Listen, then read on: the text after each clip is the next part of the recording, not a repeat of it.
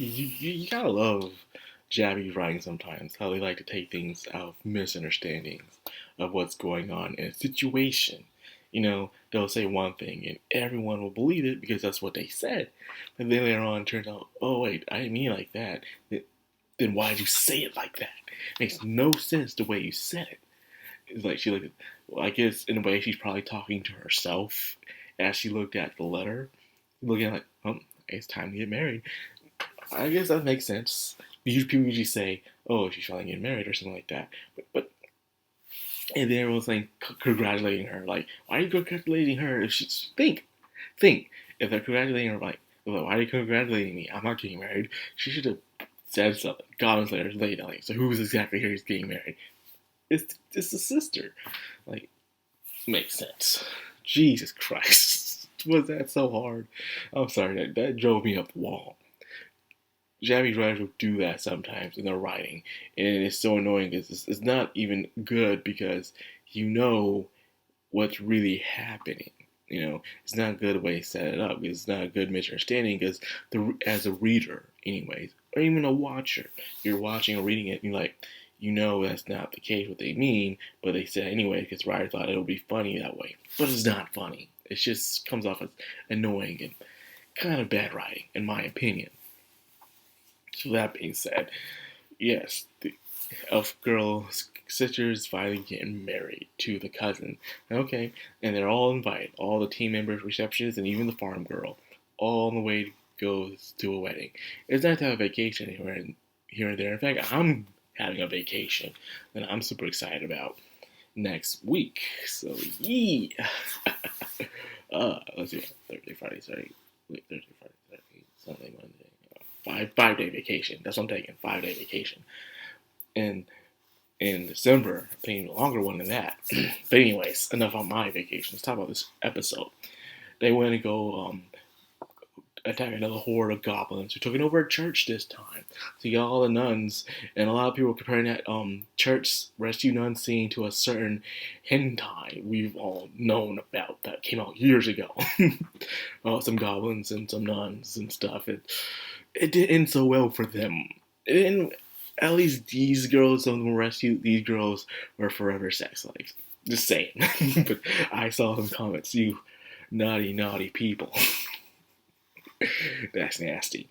But anyways, they find themselves a stone tablet, very mysterious, old, written, a language that's so old that not even a dwarf can tell what the hell's on that tablet.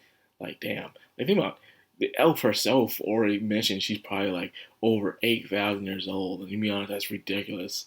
But that means they've been there since caveman time. Because I wish these writers really think about how long these elves been around. Because if you think about how long it took human civilization to advance like that, even for elven civilization, as you go along with that world, it makes no sense for it to be 8,000 years old when civilization wasn't even that advanced or very Stone Age like. So, showing the elves lived that long since the Stone Ages. That's probably Stone Ages. I'm over exaggerating. Stone Age is way more than 8,000 years ago, but still, it's just, I don't know. I just have a little fib about it. Like, what's sense making that? I understand she was like a couple hundred years old, or even 2,000 years old, but 8,000, come on, like that'd be the grandmother or son. Elves living longer than that. That's longer than Freyren, and Freyren's out, by the way. How you guys are enjoying that? I'm staying on the elf thing too long. It's just really 8,000. God. Anyways, the tablet is something important, but they've set aside until they get to the city, and everyone is there. And of course, Goblin Slayer's going to still wear his armor no matter where he's at. He's always wearing his armor. It's because this is just a Dungeons and Dragons role playing game, and I'm guessing that the author said this guy's going to always wear his armor no matter where he goes, because that is his personality when it comes to him being part of the Dungeons and Dragons role playing game. That makes sense. Makes sense. I understand. Always on his guard. But you gotta think, isn't just goblins. Well, I guess people think it's goblins. Goblins are like the neighborhood hoodlum, the thug, the gangster on the street. Because, besides the other villains, like, where the orcs are at. I guess there's no orcs in this world or anything like that. So you can't really think of any other creature that'll go out and sit in hordes to kill everybody. So I guess why he's more concerned with goblins than anything else. So yeah, and it seems the goblins are getting smarter as well.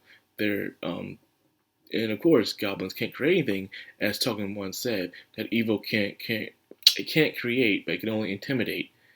And so that means it's going to like copy everybody. It's going to copy what people are doing. You know, every defeat that these goblins get, they will learn from it. At least if one survives, that is. That's why it's very important that you kill every goblin in the area, so they won't go and report and tell the others of their, the strategy that defeated them in the first place. Makes a lot of sense. So, anyways, we get to see the Archbishop chick. We see her and she's already this goblin dude. Everyone's like, oh, Archbishop chicks in heat and stuff. That's not the point. That's not the point. She's not in heat. It's more like this is her savior. Everyone comes to her for salvation, but she needs someone to go to, and Goblin Slayer is that guy.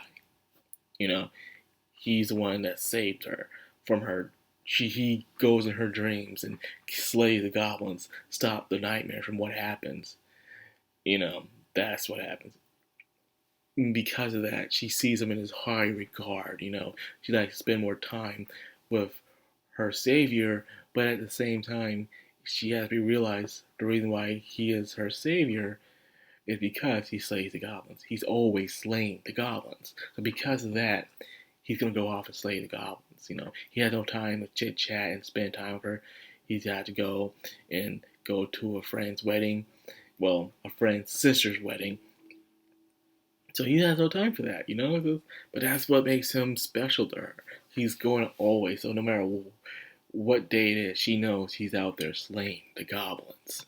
So she can rest easy in her dreams that this dude is doing his job no matter what day it is. He's always on the case when it comes to goblins.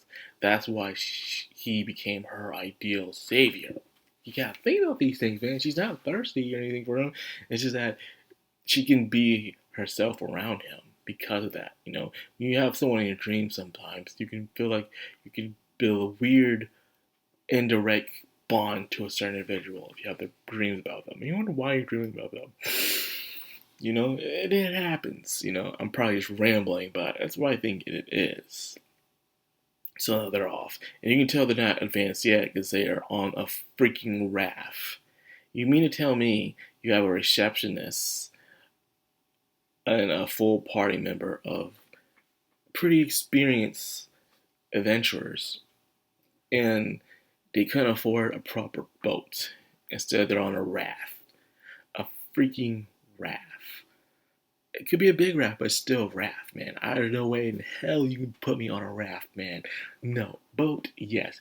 Raft, hell no. I don't want to be on, there's nothing protecting me from not falling off.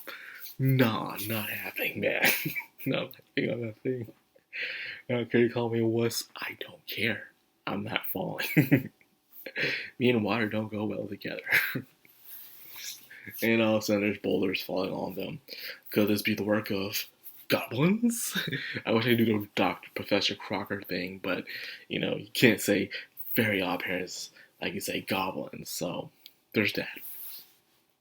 So yeah, man. I really wish there would be more importance to the tablet. And it probably will, because the bishop is going to take a while to translate it. It's a very old language, an old language. So we'll have to see what's on that tablet. It will be interesting to see if it has anything to actually do with goblins. He says, if it has anything to do with goblins, you can keep it. I don't care. But then, it turns out it has something to do with goblins. So he'll go back to the city immediately and say, okay, what's going on? Looking forward to that. So anyways, that's what I got for this episode. I hope you guys enjoyed it. If you did, like, comment, subscribe, and of course, hit that bell icon. This has been Madcrownxox on Madcrownxox. Signing out.